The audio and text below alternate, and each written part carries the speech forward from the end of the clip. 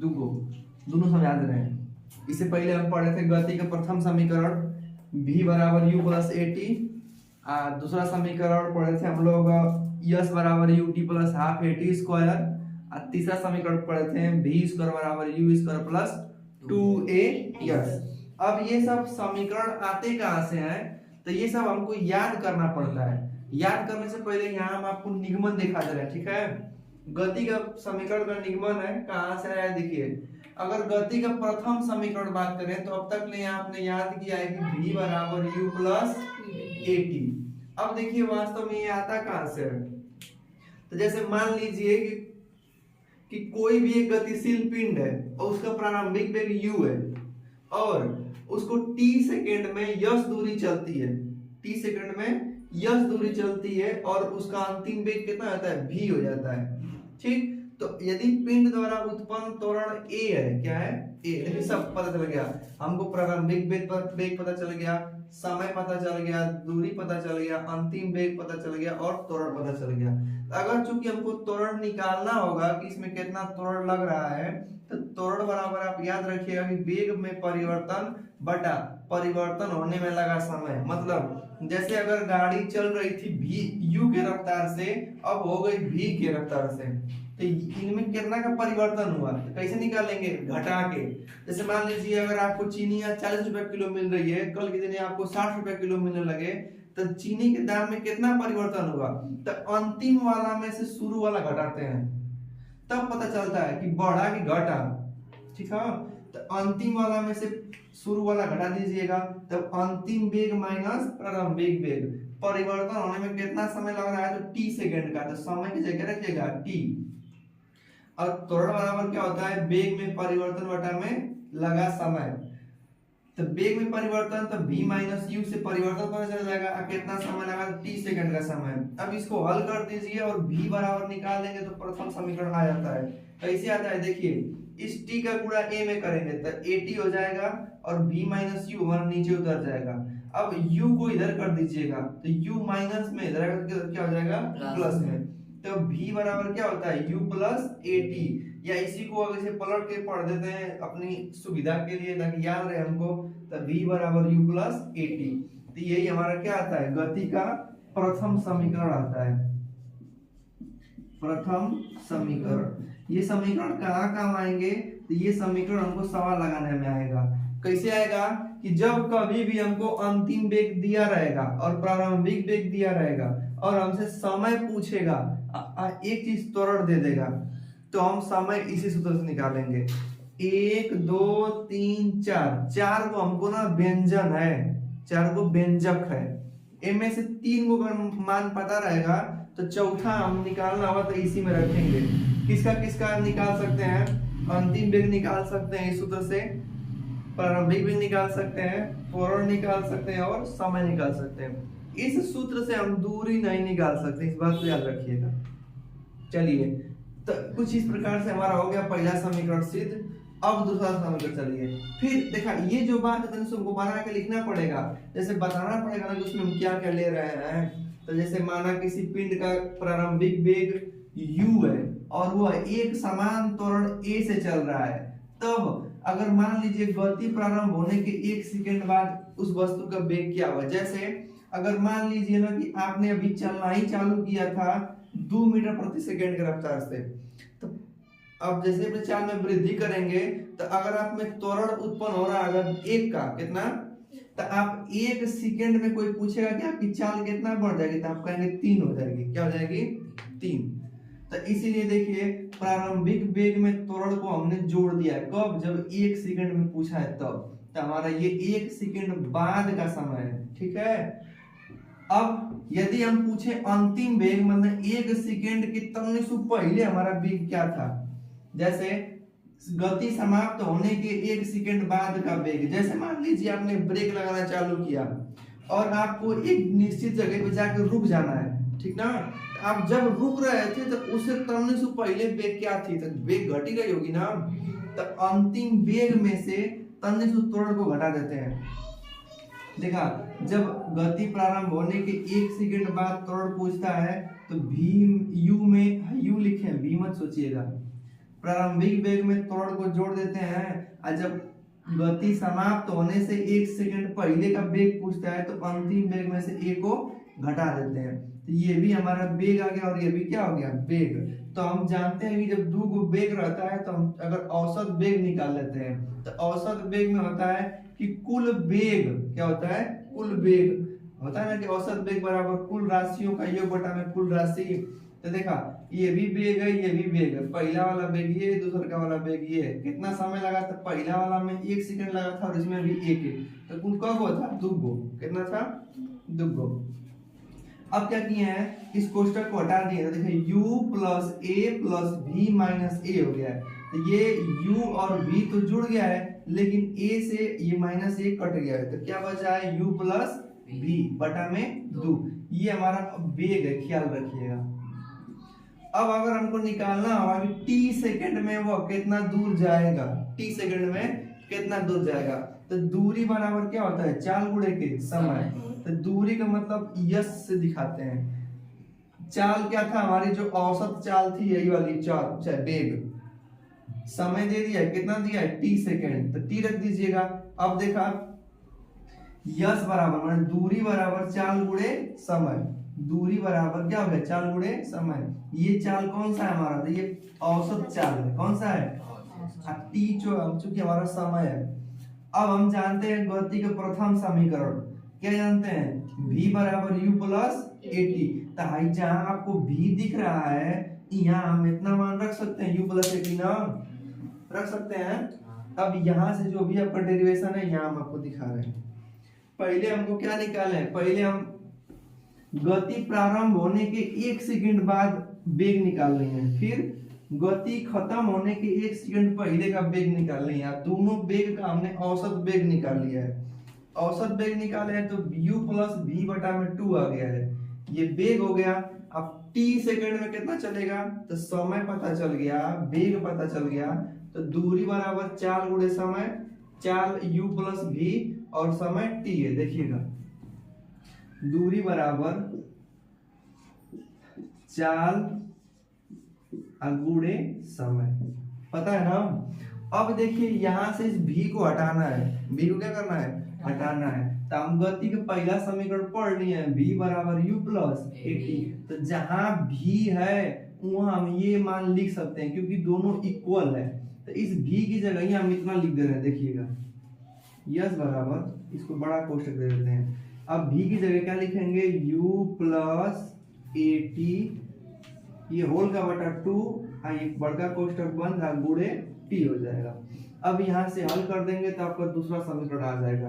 अब देखा प्लस है, ये ब्रैकेट हट जाएगा ना, तो u u कब हो u, तो कहेंगे 2u प्लस 80 बटा में 2 हो जाएगा, ठीक है t। अब चाहे तो इस t का गुणा कर सकते हैं ना, माने हाई देखा, हाई इसका भी बटा है और ये इसका भी बटा है, तो पहले हम चाह रहे हैं कि इसको बांट दिया जाए, तो 2u बटा 2 कर दिया जाए और 80 बटा में 2 कर दिया जाए, और ये क्या हो जाएगा, बार t। अब ये जो t है इसका भी गुणांक है और इसका भी गुणांक है, तो जब ये कोष्टक हटाएंगे तो इस t का गुणा इसमें भी करेंगे और इसमें भी करेंगे। चलिए कर देते हैं, t का गुणा इसमें कर देंगे तो क्या हो जाएगा, 2u t बटा में 2 प्लस इसमें करेंगे तो a² बटा में 2 हो जाएगा। अब देखिए ये 2 से 2 कट जाएगा क्योंकि नीचे ऊपर समान संख्या तो कट जाएगा, तो हमारा क्या निकल करके आ गया, यस बराबर ut प्लस 80² बटा में 2। ये हमारा क्या हो गया,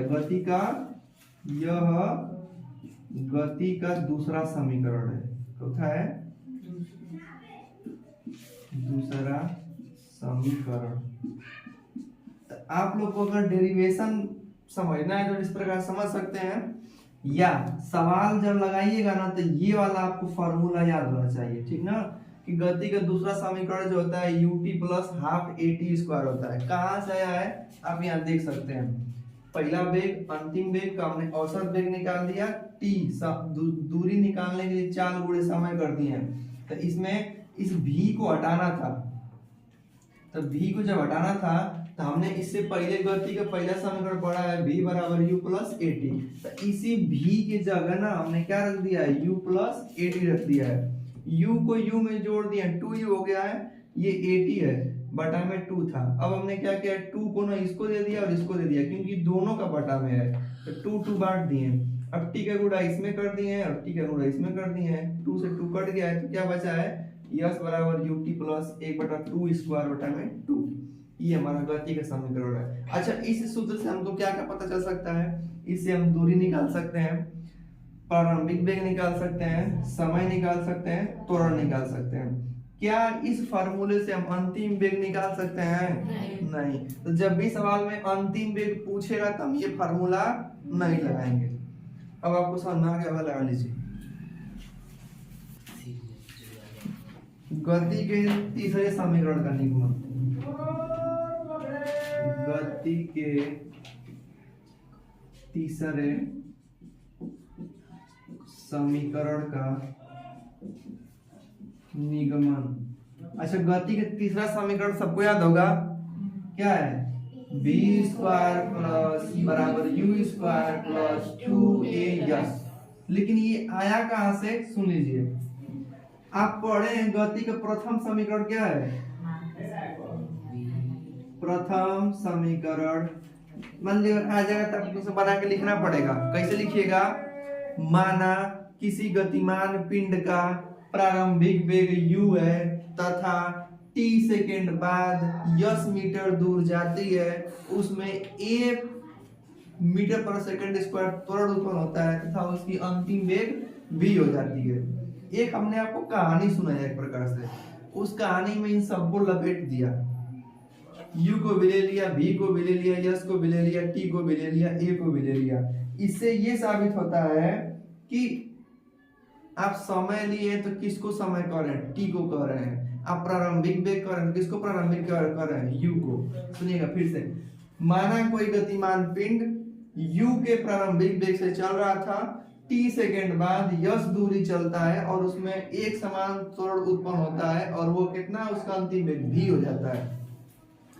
गति का प्रथम समीकरण आप क्या पढ़े हैं, v बराबर u प्लस ए टी।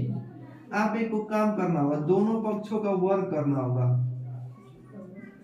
दोनों पक्षों का वर्ग करने पर आपको दो पक्ष दिख रहे होंगे, बराबर की इधर वाला एक पक्ष, ये दूसरा पक्ष। चलिए कर दीजिए वर्ग, ये हो जाएगा v स्क्वायर, ये हो जाएगा u स्क्वायर और ए टी स्क्वायर। कौन कौन मन में रहेगा, ऐसे हो जाएगा।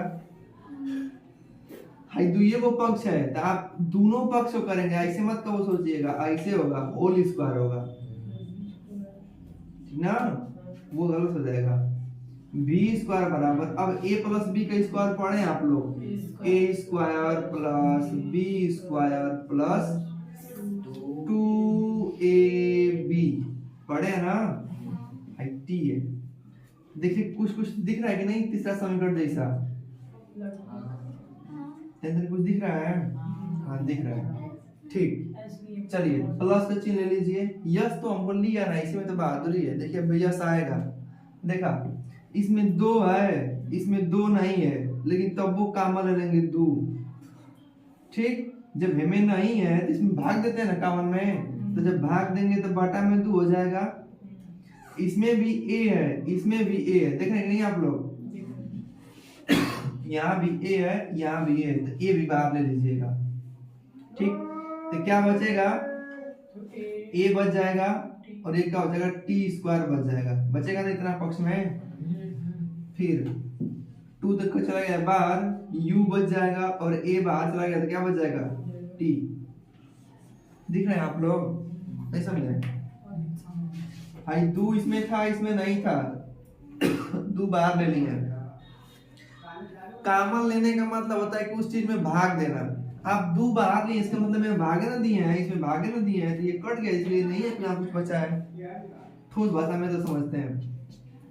तो कामन लिए हैं तो इसमें भाग दिए हैं, तो भाग देने दिए हैं तो भाग यहाँ हो गया है। ए भी बाहर ले लिए तो 2 को ए था तो एक ही ए बचा है। टी पर 2 था, चूंकि टी को नहीं छुए तो टी अपना उतर गया है। प्लस तो प्लस 2 बाहर चला गया था, ए भी बाहर चला गया था तो u और t बचा हुआ था ना। ये किसी के जैसा दिख रहा है क्या? नहीं दिख रहा है। किसके जैसा? दूसरे समीकरण के जैसा दिख रहा है। ut plus half A T square, मतलब कि जब आप यस लिखते हैं उसमें ut plus half A T square पढ़ते हैं नहीं पढ़ते हैं? तो क्या दिक्कत हो गया? चाहे हम इधर से पढ़े चाहे इधर से पढ़े, बतिया तो वही ना होगा।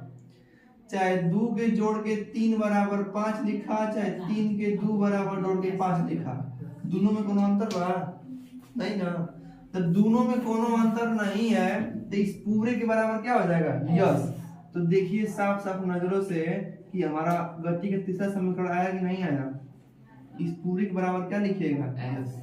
तो गति का तीसरा समीकरण क्या कहता है कि v स्क्वायर बराबर u स्क्वायर प्लस 2as। यह क्या है? गति का एक समीकरण है, वो भी कौन था? तीसरा समीकरण है। यही था सिद्ध करने के लिए कि कहाँ कहाँ से आता है। आप लोग एक बार जान जाएंगे, बस इस पे सवाल पूरा धाए धाए लगाएंगे। आगे आपको सिखाते हैं। गति के जितना समीकरण है सबको हम लिख रहे हैं, ठीक है। अब फिर आपको उनमें जो भी थोड़ा मोड़ा जो अंतर है वो आपको दिखा रहे हैं। अच्छा ये कहाँ कहाँ काम करेगा? सभी जगह काम करेगा। आप जितना भी गतिशील पिंड है ना, सब पे आप उसको प्रयोग कर सकते हैं। देखिए अब जब भी आप क्षैतिज पे बात कीजिएगा, क्षैतिज का मतलब ऐसे पढ़ पाइएगा। गाड़ी कहाँ चलती है? क्षैतिज रास्ता। हम लोग साइकिल कहाँ चलाते हैं? क्षैतिज चलाते हैं। तो क्षैतिज में अगर चलेंगे तो दो गो स्थिति होगी। कब होगी? दो गो स्थिति होगी। या तो आपकी स्पीड बढ़ेगी, क्या होगी? बढ़ेगी अर्थात त्वरण बढ़ेगा, क्या होगा? या तो आप कहीं चीज जाके रोकिएगा अपने आप को, तो जब रोकेंगे तो वहां त्वरण क्या होगा? घटेगा, तो वहां पे माइनस में आएगा ए, ठीक ना। और जहां बढ़ेंगे वहां क्या आएगा? प्लस में। चलिए दिखाते हैं आपको। इधर जो भी समीकरण लिखेंगे वो गति को बढ़ा रहा होगा। जैसे v बराबर u प्लस ए टी, देखा a प्लस में है। यस बराबर ut plus half A T square, देखा a प्लस में है। v स्क्वायर बराबर u स्क्वायर प्लस 2as, देखा a के में है प्लस में। अब अगर आप चाल को रोकेंगे, जैसे मान लीजिए गाड़ी एक स्टेशन से चल रही थी और उसको दूसरा का पे रोकना था, तो जायज सी बात है ब्रेक लगाएगी तो मंदन होगा। जब भी रुकने की बात होगी ना, वो भी क्षैतिज रास्ता पे, तो उस समय सूत्र लगाइएगा a माइनस v बराबर u minus A T, yes बराबर ut minus half A T square, और तीसरा आप लगाइएगा v बराबर u स्क्वायर माइनस 2as। इसको कहते हैं गहराई से पढ़ना, ठीक ना। यही पे गलती है। अच्छा v पर स्क्वायर रहेगा। अच्छा ये हम कहाँ बात कर रहे हैं? क्षैतिज पर। क्षैतिज का मतलब सवाल में जब कार, बस, ट्रेन, साइकिल, दोपहिया मोटरसाइकिल, ऑटो, टेम्पू, रिक्शा कुल आई तब आई सवा सूत्र लगी। लेकिन कबो कबो पूछ देता है कोनो मंजिल पर से किसी को फेंक दें, आदमी के नाम पत्थर को, तो उसको बोलते हैं ऊर्ध्वाधर। क्या बोलते हैं? ऊर्ध्वाधर।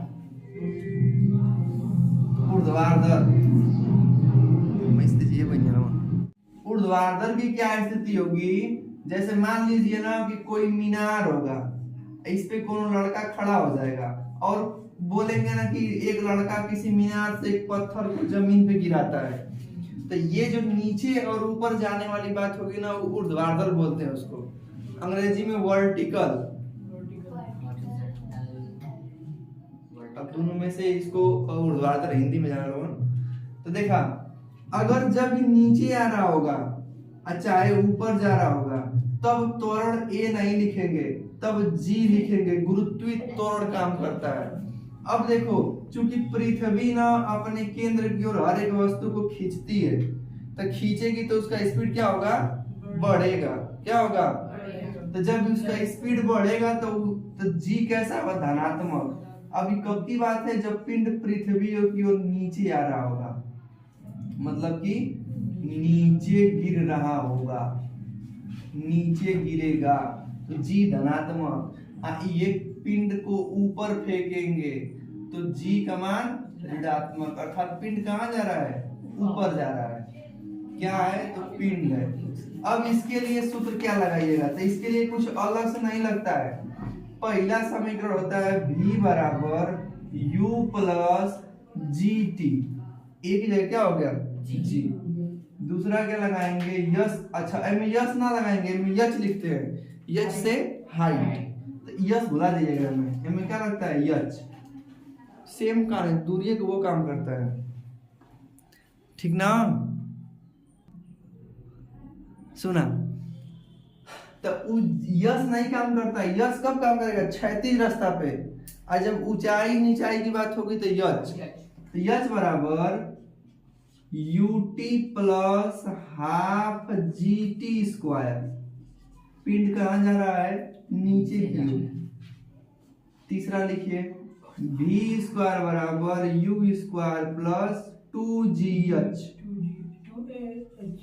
नहीं ए की जगह जी हो गया, यस की जगह यच हो गया। यच का मतलब यहाँ हाइट वाला मामला आ गया। अच्छा, अब हम लोग पढ़ेंगे जब पिंड ना पृथ्वी को छोड़ के ऊपर जा रहा होगा, और जब पृथ्वी को छोड़ के कोई चीज ऊपर जाता है तो उसका वेग निरंतर घटता जाता है। क्यों, क्योंकि पृथ्वी उसको खींच रही होती है।